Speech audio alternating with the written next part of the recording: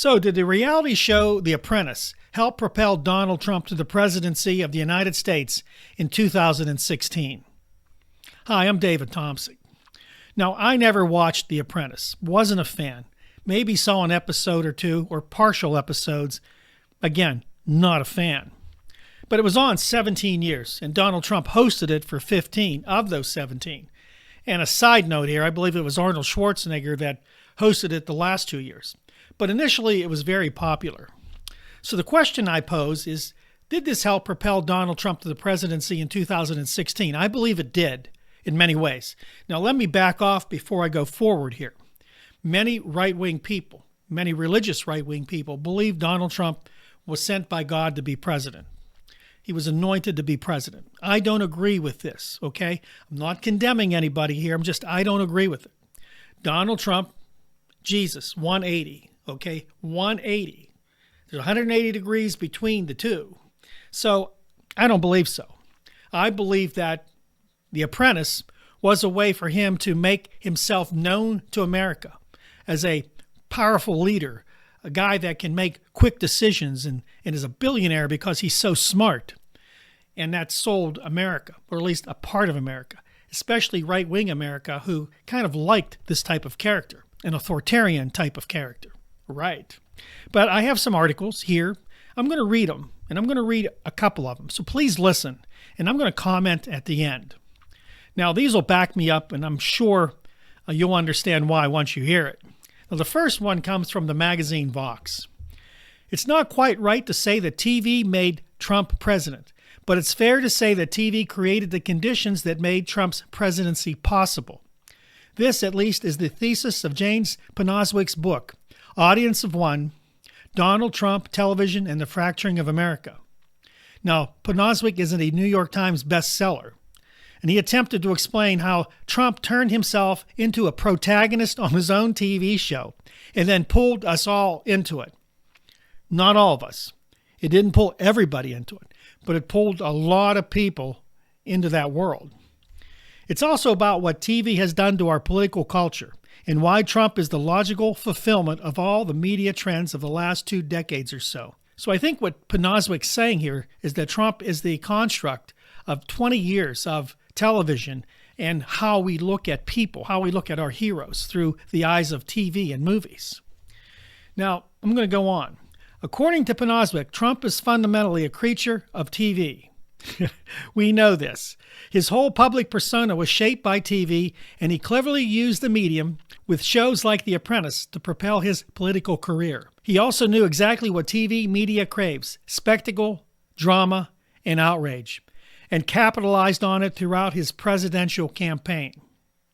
Donald Trump is not a person, Panaswick writes. He's a character that wrote itself, a brand mascot that jumped off the cereal box and entered the world. And of course, he's now entered the White House. Let me unpack this. This is exactly right. Trump believes himself to be a superhero. He did jump off a cereal box with his cape on and his big T on his shirt, flexing muscles and proving to America that he can handle it all, that he can make America great again. This indeed is part of what The Apprentice allowed him to do. Now, this is an article from News Center from the University of Buffalo.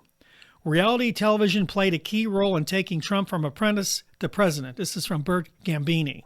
There are many factors that account for Donald Trump's 2016 presidential election victory, but Americans would be doing a disservice to their understanding of the country's political system by ignoring Trump's 14-year starring role as the reality television personality, according to Shira Gabriel, an associate professor in the University at Buffalo Department of Psychology. I strongly believe that Donald Trump would not be president if it weren't for his being on The Apprentice and The Celebrity Apprentice, says Gabriel. It's not the only factor, but this was a close election, and knowing what I know about the strength of parasocial relationships, and based on what we found through research, I believe that he wouldn't be in office if it weren't for these television shows. Okay, so the foundation here is that Donald Trump was well known in New York, and he did make headlines occasionally. If you remember, back in the 80s, I believe, he was out trashing Japan because they were building cars in steel, and he wanted to stop that. He wanted tariffs on Japan. I don't know if you remember that. I looked this up. So he was always in the front of the news occasionally, that just roamed around New York, building buildings and making himself known to everybody. Legend mostly, right? But what we find out is that the reality TV show The Apprentice gave him a platform to promote his persona across the country. Gabrielle is an expert in parasocial relationships and has been doing research in this area for the past decade. She says these relationships are real to people psychologically and have actual psychological outcomes. Her research suggests that many television viewers formed those bonds with Trump due to his appearance on 14 seasons of The Apprentice and The Celebrity Apprentice. These bonds led voters to like Trump, to believe the promises he made, and to discount the negative stories about him which surfaced during the campaign. We know all those negative stories, and they're real, and they're true, but people ignored him because of The Apprentice. The bonds also influenced voting behavior. The more people watched Trump on television programs, the more likely they were to form bonds, which then predicted voting for him, according to the study's findings. This makes sense, says Gabrielle. It's how we would behave with real relationships. For example, if you had a friend in real life for 14 years and saw evidence again and again that he was a great leader and decision maker, exhibiting wise and sound behavior, you would be likely to discount negative things said about that friend because you would feel as if you knew him better. Interesting. I'm going to take a break from the video and let you know that we do have a sister channel called Nights Around the Fire. It's hosted by me, Ashley Hamilton, and Sue Taylor. We investigate mysteries, legends, and myths. If you like that kind of stuff, go to the channel. I have a link in the description box. I'm sure you'll enjoy it. Now let's get back to the video. Okay, let's move on with the video. Many of Trump's supporters perceive Trump the way Trump perceives himself. In their minds, he is a liminal figure, superhuman in some ways, but also lacking certain qualities that most people, for better or worse, possess. A liminal figure that is more than a person, but less than a person too, that may not be subject to the rules and contingencies that pertain to regular people. Conventional norms of rectitude and decency do not apply. Interesting, right? Now, in the eyes of his supporters, Donald Trump possesses extraordinary powers that are wielded for good and against evil. Who cares if he's flawed? So what if he lacks distinctively human qualities? What does it matter if he's rude, authoritarian, or even a criminal? It is well recognized that a key to Trump's appeal, especially among working-class white Americans, is his ability to channel and give voice to enchant rage, resentment, and grievance. Now, we've heard Donald Trump on the campaign trail many times, and he has used the rage, the resentment, and the grievance of the people that support him to build a coalition called MAGA. They all have the same hate. Immigrants, gays, transgender people. How about the government? It's way too big. We must fire people. And people cheered for that. He knew how to rile up an audience for sure. In a rally in Waco, Texas, Trump told his loyalists, "I am your warrior. I am your justice. To those that have been wronged and betrayed, which there are many people out there that have been wronged and betrayed, I am your retribution who will take care of things." People wanted to hear this. They loved it. They stood up and cheered him as he promised retribution against all they hated. And of course, all they hated were people. People, that's right.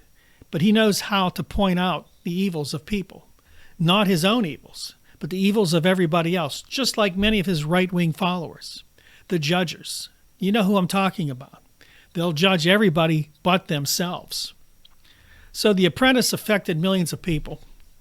The reality show showed them how a rich billionaire can do what he wants, can take control, can take charge. No matter how authoritarian it sounds, he will get the job done. They like that.